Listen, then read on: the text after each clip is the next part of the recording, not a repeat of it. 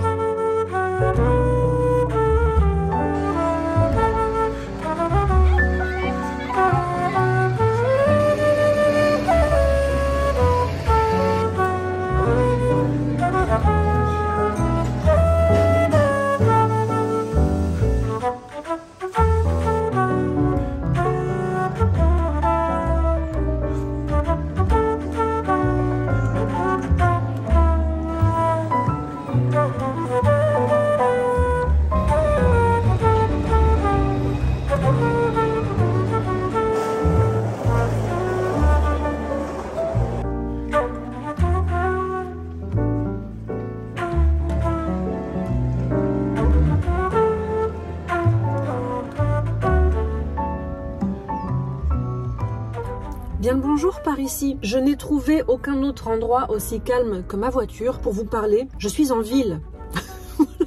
Je dis ça comme si c'était l'événement international de l'année. Pour moi, ça l'est. Vous voyez, hein, on a les degrés d'événement qu'on peut. Hein. Non mais je me rends compte que vraiment, je suis devenue une grosse sauvage ermite dans sa campagne là-bas. Donc aujourd'hui, événement de ma semaine. Je suis allée déjeuner avec un ami à Montpellier. Ouh! C'est vrai que dans mon tirage annuel du tarot de Marseille, en conseil, j'ai ces invitations à rester un peu silencieuse, en introspection, dans la créativité, ceci, cela. Mais j'ai aussi des invitations à aller davantage vers le monde. C'est assez paradoxal, mais... Et là, aujourd'hui, je me rends compte à quel point, effectivement, ça doit être un conseil du tarot parce que ça m'a coûté. Ça m'a vraiment beaucoup coûté. J'ai grand plaisir à revoir cet ami à chaque fois. On se voit peut-être, je crois, une fois par an. En fait, c'est mon ancien patron. Quand je travaillais en mécanique automobile, c'était mon patron, donc garagiste. Quand j'ai passé mon CAP mécanique auto à l'époque, en 2005. Ça nous rajeunit pas tout ça les enfants. Et voilà, et donc on continue à se voir. Il est à la retraite maintenant. Toujours très sympathique. Voilà, on déjeune ensemble et puis il va qu'à ses occupations. Et moi je vais faire un petit peu de shopping. Là je me suis pas trop attardée. Je me rends bien compte, disais-je, de à quel point je suis devenue hyper sauvage et les bruits de la ville, la pollution, les hurlements, le béton partout. C'est devenu hyper dur pour moi. C'est vraiment hyper intéressant d'observer ça, je trouve, de voir comment on change. J'ai toujours vécu en ville. Je suis dans le parking de la gare, c'est peut-être un peu bruyant quand même. C'est vrai que j'ai toujours vécu en ville. J'ai vécu à Montpellier, plein cœur de ville. J'ai même vécu à la rue, presque 2 ans. Donc je connais bien le béton, je connais bien la rue, je connais vraiment la ville. Et aujourd'hui, je m'en suis tellement éloignée, tellement détachée que c'est pas évident d'y revenir, quoi. Voilà, rien de grave, tout va bien. Mais c'est vrai que c'était un exercice pour moi aujourd'hui. Je suis allée aussi, j'en ai profité pour aller dans mes petites boutiques ésotériques préférées. J'ai fait un craquage total et complet. J'ai acheté des tarots, des bouquins, de l'encens. Je suis allée dans des friperies aussi, je me suis trouvé une ou deux petites fringues sympas. Ça paraît tout bête comme ça, mais ça fait une éternité. En fait, je crois que ça fait bien quasiment 2 ans que j'étais pas sortie toute seule dans la ville pour me balader, flâner, faire du shopping, prendre un petit café en terrasse. Ça peut paraître fou pour certaines personnes qui m'écoutent, mais c'est peut-être un détail pour vous, mais pour moi ça veut dire beaucoup. Donc, il fait un temps magnifique. Il est une heure absolument terrible pour sortir de cette grande ville. Je pense que je vais bien mettre mettre facile 1h30 à rentrer chez moi, sachant que je suis à 45 minutes de Montpellier. Ça va être sympa, petit macaron pour m'accompagner. Les macarons de chez Paul, c'est un de mes péchés mignons. Bah c'est parti, en route. À plus tard.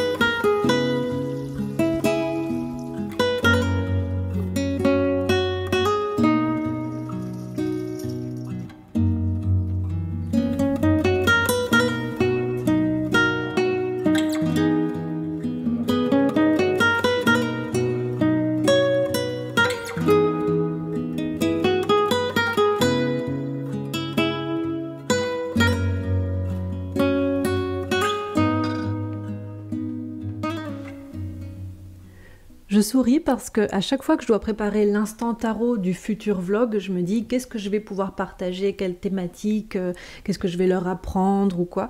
Et là, ça s'est un petit peu imposé à moi. Nous allons, les amis, reparler de mon genou. C'est les feux de l'amour, hein. Il y a plusieurs épisodes, c'est un feuilleton cette histoire sur mon genou. Je me remets en mouvement, il me freine, je rebouge un peu, il m'immobilise totalement. J'ai réussi à avoir en urgence un rendez-vous pour faire une IRM du genou parce qu'il était complètement gonflé, il y avait plein d'eau dans mon genou, c'était ultra douloureux, donc c'est une chance d'avoir eu ce rendez-vous rapidement. Et j'étais pas stressée spécialement, je tiens à préciser ça parce que parfois quand on est dans un état d'esprit un peu négatif, le tarot va nous le montrer, va dire arrête, c'est pas la peine de tirer les cartes, regarde, c'est complètement pourri comme tirage, on va voir notre état d'esprit du moment. Et moi je le précise, j'étais pas du tout stressée, j'avais juste une petite appréhension, c'était qu'il ne voit rien à la radio. Je sais pas pourquoi, ça doit être mon côté un peu méfiant, suspicieux, mais j'avais pas peur, j'étais pas angoissée ou stressée. Donc quand j'ai tiré ces cartes, après je l'étais.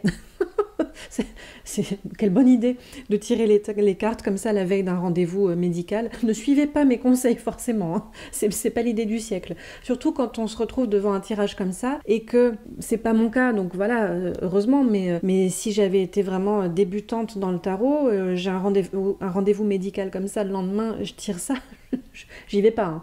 J'y vais pas, c'est super angoissant quand même. Mais je vous partage ce petit instant tarot là pour vous montrer qu'il faut pas dramatiser. Vous voyez, il n'y a pas eu mort d'homme, hein, je suis là, je ne suis pas décédée. Et il y a des cartes vraiment très négatives. Et au fait, bien qu'il n'y ait que des cartes inversées, négatives, et ben ce tirage est quand même très très vrai. J'en ai pris de la graine et j'en ai pris des leçons. Et c'est vraiment super intéressant. On peut voir que je pars en tirant ces cartes d'un chariot inversé. Ça fait quelque temps que je me sens complètement immobilisée, je sens que mon genou me met des bâtons dans les roues, hein. Si vous vous souvenez, si vous me suivez régulièrement sur les réseaux sociaux ou même dans les précédents vlogs, depuis le début de l'année, j'étais pleine de bonnes résolutions, je me suis lancée dans un mouvement nouveau, à refaire du sport, etc., etc., de façon probablement un petit peu trop violente pour mon genou d'un coup, parce que ça fait quand même pas mal de mois, voire d'années, oui, je le confesse, que je suis assez inactive. Voilà, j'ai jamais été une grande sportive.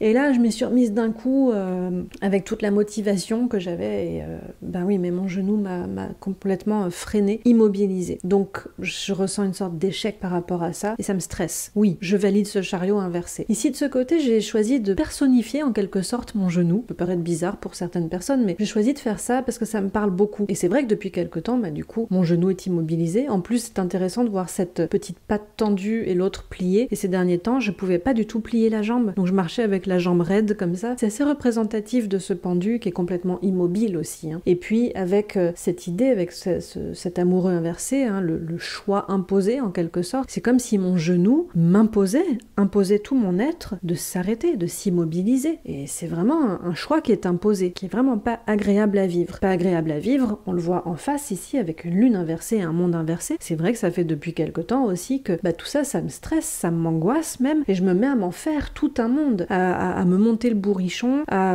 être dans une sorte de rumination mentale, dans un engrenage comme ça, à alimenter des cauchemars, des peurs, et si jamais je pouvais plus jamais remarcher, et si jamais je pouvais... Enfin, vous voyez, je suis partie assez loin, hein, dans les profondeurs, dans des trucs assez sombres, et ce monde inversé, en plus, comme je vous le disais à l'instant, je me fais tout un monde de finalement un petit, bon, pas petit obstacle, parce que c'est douloureux, c'est vraiment pas agréable à vivre, mais comme je le répète assez souvent, il se passe des choses un petit peu pires sur cette planète, donc on va se calmer, on va respirer, on va se détendre aussi. Mais non, moi j'étais hyper angoissée ces derniers temps. Au moment où j'ai tiré les cartes, on peut voir, voilà, ce jour-là, et puis le lendemain, l'IRM, le moment où j'ai tiré les cartes, tempérance inversée, jugement inversé, c'est vrai que quand même, quelque part, je l'ai reconnu, j'étais un petit peu anxieuse. Surtout à l'idée, comme je vous le disais avant, qu'on ne voit rien sur la radio, et du coup, qu'on ne reconnaisse pas ma souffrance, ma douleur. Hein, le jugement inversé, il y a cette notion de reconnaissance, on se sent reconnu, et on reconnaît l'autre, enfin, il y a cette idée de reconnaissance. Et là, j'avais vraiment cette appréhension que on ne m'écoute pas, qu'on ne perçoive pas ma douleur, ma souffrance, et puis aussi cette idée que j'allais pas, grâce à cette IRM, pouvoir être libérée, hein, la libération du jugement, libérée de quelque chose, et que ça allait rien donner peut-être. Enfin, vous voyez, je partais quand même un peu défaitiste. J'étais pas dans un état d'esprit hyper positif, quoi. Ici, si vous avez l'occasion de vous procurer un livre de tarot et santé, étoile inversée, roue de fortune inversée, vous verrez épanchement de synovie. C'est quand même bluffant. J'ai de l'eau plein le genou, j'ai effectivement un gros épanchement. C'est drôle quand même. Enfin bon, c'est pas drôle, mais c'est surprenant, on va dire. Hein, cette étoile qui a un genou à terre, il y a de l'eau. Cette roue de fortune qui me sert au mouvement dans mon corps. Mes genoux servent à ma motricité. C'est très très parlant. L'IRM, comment allait se passer cette IRM? Jugement inversé, arcane sans nom inversé, j'ai tout de suite vu annonce, jugement, d'une très mauvaise nouvelle avec une arcane sans nom inversée. Je me suis dit, oh là là, je n'y vais pas. J'ai fait un petit saut en arrière en me disant, si ça se trouve, on va devoir annoncer une très mauvaise nouvelle à mon mari, parce qu'il y aura eu en face de moi un chauffard sur la route qui aura bu la veille, hein, il y a des liquides avec l'étoile inversée comme ça, qui aura bu la veille, qui aura pas encore dessoulé, décuvé, et qui aura perdu le contrôle de son véhicule. Quand je vous dis que je vais loin parfois, je vais loin. Hein. Ne faites pas ça, ne dramatisez pas comme ça. Vous voyez, je suis toujours là, j'ai pas eu d'accident. Je vous cache pas que j'ai été super prudente sur la route en y allant, je suis partie un peu plus tôt que ce que j'avais prévu quand même. Hein. La nana quand même, elle assure ses arrières, sait-on jamais. Mais bon, il faut pas dramatiser. Donc, annonce d'une très mauvaise nouvelle, oh là là, qu'est-ce qui se passe? En plus, donc, bon, je me suis refocalisée quand même sur mon IRM. On va m'annoncer une assez mauvaise nouvelle qui va me plonger dans une hyper-émotivité avec ce soleil inversé. Je vais me sentir vraiment, ça va me donner un coup sur la tête, hein, je vais me sentir vieille d'un coup, me dire que finalement il n'y a aucune solution, que je vais devoir apprendre à vivre comme ça, avec une canne peut-être, voilà, très très freinée, très ralentie dans mes mouvements, avec une lassitude, ça va m'épuiser. Et puis en face, en plus, on voit bien deux impératrices inversées, l'impératrice est la représentation parfois de documents, de bons résultats inversés, donc effectivement j'ai de mauvais résultats de cette IRM, ou alors le médecin qui va devoir m'expliquer l'IRM va parler dans un jargon médical complètement incompréhensible. J'y viens dans un instant. Ce qui s'est passé, c'est qu'effectivement, je peux déjà vous en parler, ce monsieur m'a parlé dans un jargon totalement incompréhensible pour moi. C'était vraiment du jargon médical et il pouvait pas m'en dire plus. Voilà, il a lu l'IRM et puis c'est tout, quoi. Donc bon, d'accord. Il m'a annoncer une mauvaise nouvelle. Alors, une mauvaise nouvelle, ça dépend à partir d'où, au fait. C'est ça que ça m'a appris aussi beaucoup, ce tirage, réappris en tout cas, c'est que je partais avec un état d'esprit quand même pas hyper positif, hein, faire cette IRM. J'étais un peu défaitiste, j'avais peur qu'on ne voit rien sur l'IRM, j'avais peur qu'on ne reconnaisse pas ma souffrance, ma douleur, donc forcément j'étais un peu chouin-chouin, quoi. Et effectivement, la nouvelle qu'on m'a annoncée, du coup je l'ai mal prise, parce que j'étais déjà sur une sorte de, comment dirais-je, le terreau n'était déjà pas génial, quoi. J'étais à partir d'un endroit de moi qui était pas prêt à accueillir en fait n'importe quelle nouvelle, je pense. Donc ça m'a fait l'effet un peu d'un truc très négatif, presque de la mort de mon genou. On m'a annoncé que j'avais une arthrose qui se guérit pas, que je suis effectivement assez jeune pour avoir un tel type d'arthrose et que j'allais devoir apprendre à vivre avec. D'où cette sensation quand on me l'a annoncé de « Oh mais j'arriverai jamais à transformer mon quotidien, ce mouvement que j'ai, je vais pas réussir à le transformer, j'arriverai jamais à faire le deuil de mon envie de marcher, d'aller cavaler aller parcourir le monde ou je ne sais quoi, je vais pas y arriver. Ça m'a plongée effectivement dans la journée qui a suivi, j'avais vraiment le moral dans les chaussettes, c'était l'horreur. J'ai pleuré, enfin j'étais vraiment pas bien. Ça m'a vraiment plongée dans ce truc où je me suis dit mais il n'y a pas de solution en fait, on n'a rien à me proposer comme solution, qu'est-ce que je vais faire, qu'est-ce que je vais devenir? Et donc comme je vous l'ai dit, lui il m'a pas parlé d'une façon hyper claire, c'était pas du tout le meilleur pédagogue du monde, hein. Loin de là. J'ai tiré quelques cartes conseils quand même pour pouvoir y aller autant que faire se peut de façon un peu plus détendue. Et au-dessus de ce jugement inversé, de cet arcane sans nom inversé, j'ai tiré la carte de la force comme conseil. La force qui venait me dire demain, lors de cette nouvelle, va falloir te positionner et tenter d'apprivoiser. C'est ce que j'y ai vu, je trouvais ça assez beau comme conseil. Donc la force est vraiment une carte importante pour moi. Et donc j'y ai vu ce conseil du tarot de tenter d'apprivoiser la nouvelle. Et le tarot me dit, il va s'agir, apprivoiser, qu'est-ce que c'est? Quand on regarde la définition du verbe apprivoiser, c'est rendre familier. Quand on apprivoise un animal, on le rend familier, finalement. Et le conseil, là, dans ces prochains temps, enfin au moment de l'annonce, c'est tenter d'apprivoiser ce nouveau genou que je ne connaissais pas si malade. C'est ça que j'y ai vu. Ici, par-dessus ce soleil inversé, j'ai tiré la carte du chariot. Allons, allons. On pleure le temps qu'il faut, ok, on se reprend. Allez champion, on y va, on ne lâche rien et on se remet en mouvement. Le tarot me conseille de me remettre en mouvement alors que moi j'étais en train de pleurer, en train de me dire je vais devoir être totalement immobilisée, marcher avec une canne, être dans la lenteur extrême, il n'y a pas de solution. Le tarot me dit non, non, non, non, il n'en est rien, remets-toi en mouvement, sois forte, on avance et on y va. Et en face, comme si on donnait un conseil à mon genou, en quelque sorte, bon, à moi aussi, je ne suis pas détachée de mon genou, une maison Dieu. J'ai dit, il y a quand même des conseils, il n'y a pas des conseils de repos, hein, d'une papesse, d'un ermite, d'une tempérance. J'ai des conseils quand même assez virulents. Force, chariot, maison Dieu, on y va. Et je me suis dit, il y a peut-être une occasion à saisir, il y a quelque chose, il faut se lancer un défi, il faut pas forcément peut-être écouter des avis autour avec cette maison Dieu. Ça m'a pas trop parlé tout de suite. Forcément, je n'avais pas encore vécu cette IRM, donc je ne savais pas. Mais le lendemain, ça m'a parlé. Parce que ce médecin qui n'était pas très pédagogue, là, m'a dit, il va sûrement falloir voir un médecin du sport ou un rhumatologue, je sais pas. Dès que je suis rentrée chez moi, j'ai eu la chance de trouver un rendez-vous pour le lendemain matin avec une rhumatologue. Tous les autres, c'était plusieurs mois d'attente. Elle m'a expliqué qu'il y avait eu un désistement et que donc, elle pouvait me recevoir dès le lendemain matin. Donc je me suis remise en route.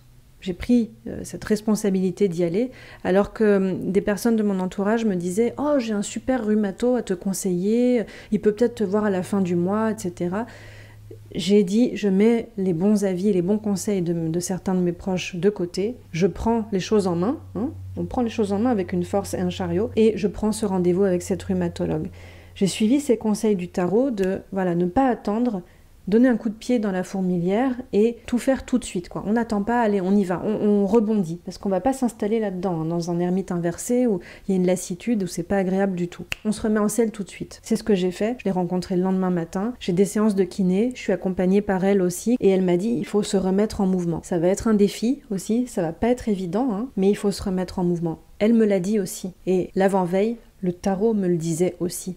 J'ai trouvé ça vraiment hyper intéressant.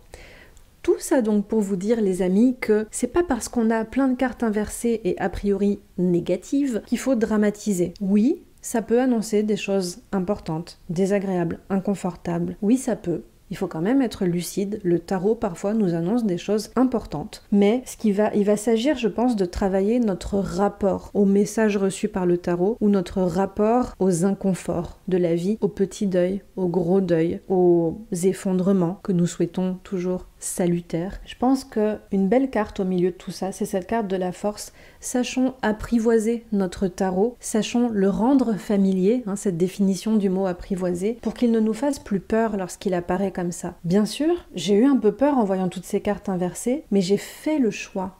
Tout est une question de choix et d'apprivoisement. J'ai fait le choix d'apprivoiser ce tarot et de changer mon rapport à ces messages négatifs et d'avoir la curiosité aussi, hein, d'un petit battleur par exemple, d'aller visiter ces cartes négatives pour voir comment j'allais en ressortir de tout ça. Voilà, c'était un petit partage de vie personnelle et puis qui j'espère pourra vous servir aussi dans votre pratique du tarot. Je trouve que c'est assez formateur.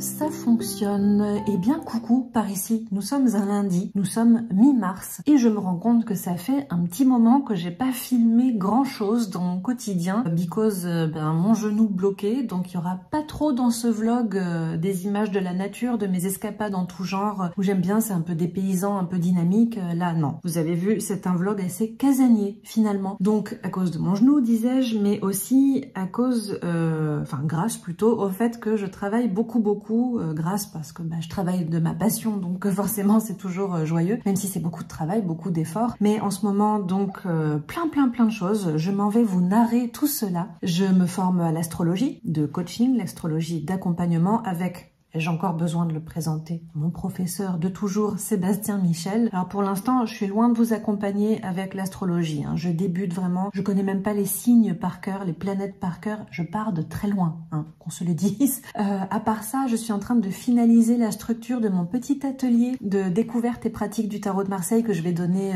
là je pense début avril 2023. Ça va être chouette, un petit atelier à la webcam pour un groupe qui a envie de faire cette joyeuse découverte du tarot de Marseille. Arcane majeure uniquement, je le précise toujours, je ne pratique qu'avec les arcanes majeures, parenthèse refermée. Je suis en train aussi de travailler beaucoup sur la structure de mes cours de tarot. Ça y est, j'ose enfin chausser ma casquette de professeur de tarot. Ça me fait toujours bizarre de dire ça, je me sens un petit peu timide, mais j'ai tellement cet élan du cœur de partager le tarot. Donc en individuel, je vais donner des cours en individuel, en privé, comme ça je suis plus à l'aise dans le face-à-face et dans l'accompagnement individuel pour aller vers la professionnalisation d'une personne dans le tarot de Marseille si elle le souhaite, ou la pratique uniquement pour elle et ses proches dans un cadre plus privé, parce que ça a été mon chemin aussi. Aujourd'hui j'arrive à me sortir mensuellement un petit salaire et à vivre de cette activité, donc je pense depuis plusieurs années là que j'ai fait ce chemin, à être apte aujourd'hui à accompagner des personnes là-dedans. Donc ça aussi ça va être assez joyeux cette année. Et ces derniers temps j'ai pas filmé grand chose parce que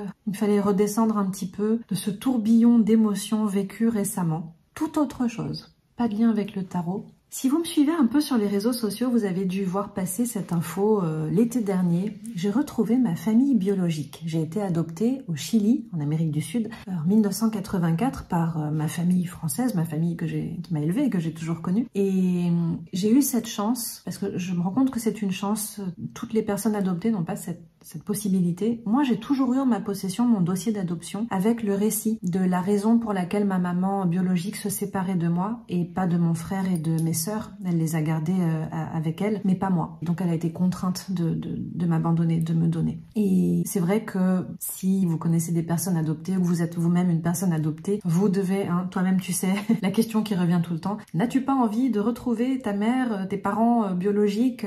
Ah bon, mais moi à ta place, j'aimerais retrouver ma famille biologique, etc. etc. C'est la question qui revient très souvent, donc je comprends, que je respecte, c'est humain. Ma réponse était invariablement non.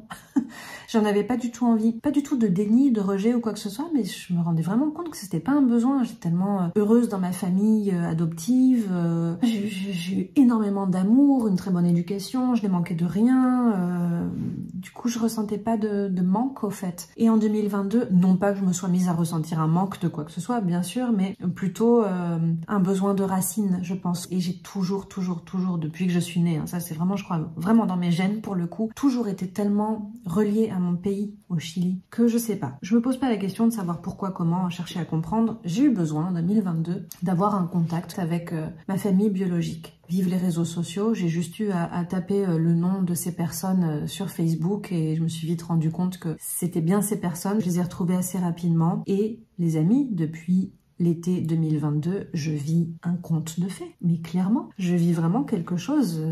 On voit dans des romans, des reportages, des films, etc., des choses en lien avec les personnes adoptées qui sont pas toujours très joyeuses, c'est toujours un peu dans le drama, dans des choses un peu froides, un peu sombres. C'est pas hyper joyeux, c'est pas fifou, c'est pas folichon, quoi. Et ben moi, c'est tout l'inverse. C'est tout l'inverse. J'ai limite, oserais-je le dire, une sorte de trop plein d'amour qui m'arrive. En mode, ça fait 38 ans qu'on a un amour qui déborde pour une petite sœur qu'on sait avoir quelque part et qu'on n'a jamais pu chercher ni encore moins trouver. Tu es là maintenant, une sorte d'un amour qui déboule comme ça, qui me tombe dessus, joie.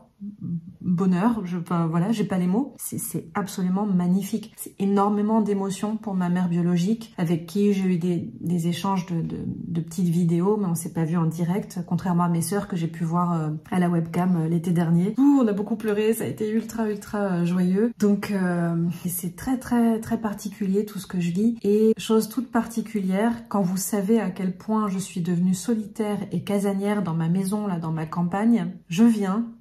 Pourquoi j'ai fait ça? Je stresse déjà à l'avance. Je viens d'acheter mes billets pour aller passer un séjour au Chili pour mon anniversaire. Voilà, c'est dit. C'est dans plusieurs mois, mais je suis déjà à un niveau d'anxiété, je suis déjà dans le rouge. Je vais essayer de m'apaiser, de me détendre. Ça va être une bonne occasion aussi de voir comment mon fidèle tarot m'accompagne tous ces prochains mois dans l'apaisement de cette anxiété, dans l'organisation de tout ça. Et quand je serai au Chili, bien sûr, hein, vous allez voir, c'est la première chose que je vais mettre dans ma valise, bien sûr. Et des mouchoirs aussi, parce que je pense que je vais beaucoup pleurer. C'est un voyage initiatique, hein, les gars. Ouais, j'ai pas les mots, quoi. Ça va être quelque chose. Donc, mes sœurs biologiques sont au courant, je leur ai dit, elles m'ont envoyé des messages, des petites vidéos où elles sont les larmes aux yeux, elles sont hyper heureuses. Moi aussi, bien évidemment. Ce qui va être très dur pour moi, ça va être de partir loin de mon mari, si loin de mon mari. Je suis déjà en stress quand je vais faire les courses dans le village d'à côté, hein. Donc, je pars de loin, là aussi. Il va falloir que je bosse beaucoup sur moi. Ça va être compliqué. On se souviendra, hein, que dans mon cycle annuel là du tarot de Marseille cette année, j'ai la carte principale du pendu, travailler sur les concepts de lien, d'attachement, détachement, tout ça, hein. Donc couper un petit peu le cordon, hein. Ça va être le truc à bosser. Bref. Donc tout ça pour vous dire, les amis, que je vis des choses fortes en ce moment. Je viens de commencer depuis ce matin des cours assez intensifs d'espagnol avec une jeune femme chilienne. Ça c'est très bien parce qu'elle a l'accent du Chili que je comprends très bien. Étonnamment, je comprends très bien l'espagnol, mais je le parle d'une façon absolument déplorable. Voilà, j'ai beaucoup de travail aussi là-dedans. J'ai envie de terminer ce vlog sur cette note-là. Sur quelque chose qui rayonne, de très positif, de très joyeux, de très solaire comme ça, voilà, très jaune comme ma tenue aujourd'hui, c'est très lumineux, pour vous partager cette joie, ce bonheur, ce profond contentement aussi. Vous rappeler nous rappeler, je me mets dedans, que c'est précieux d'essayer. Je suis pas du tout en mode positiver en permanence, etc. C'est pas trop moi ça, hein. J'ai le côté du scorpion qui est assez sombre en général, assez méfiant, assez dans le côté sombre des choses, un peu noir comme ça. Mais c'est important aussi d'essayer de voir le verre à moitié plein, de se dire qu'il arrive pas que des malheurs, pas que des choses pas très jolies. On peut avoir aussi foi en l'amour, en l'être humain. Voilà, ça fait très bisounours tout ce que je dis. Mais c'est beau de garder toujours un cœur ouvert et de voir qu'il y a des choses chouettes qui nous arrivent quand on est dans un état d'esprit ouvert comme ça, autant que possible. On n'a pas toujours cette possibilité. On vit aussi des périodes compliquées et c'est important d'essayer d'être doux avec soi-même. Vous savez que c'est un peu mon leitmotiv, moi, hein, d'être délicat, doux et tendre avec soi-même autant que possible. Tout ça, je m'arrête là. Faites que le tarot brille toujours sur votre chemin. Faites en sorte aussi de dire je t'aime un maximum, de recevoir des je t'aime un maximum autant que possible. Et si vous n'avez pas cette possibilité dans votre vie, je vous le dis là, je t'aime. Voilà. Prenez grand soin de vous. Prenez soin de vos proches également. Je vous fais des gros bisous. Hâte de lire vos commentaires ou d'échanger en privé sur les sujets que vous voulez. C'est toujours un grand plaisir, ces échanges. Je vous fais des gros bisous et je vous dis à tout bientôt les amis. Salut!